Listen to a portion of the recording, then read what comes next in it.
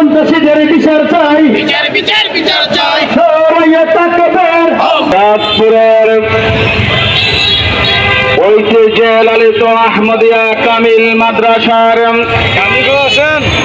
সুনামধন্য হেড মুহাদ্দিস আবু নসর আশরাফের ওপর সন্ত্রাসীদের অতর্কিত হামলার প্রতিবাদে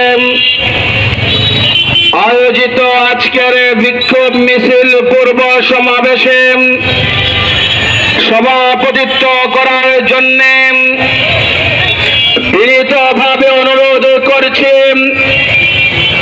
সম্মানিত উলামা মাশায়েখ পরিষদ কুমিল্লা মহানগরের সংগ্রামী সভাপতি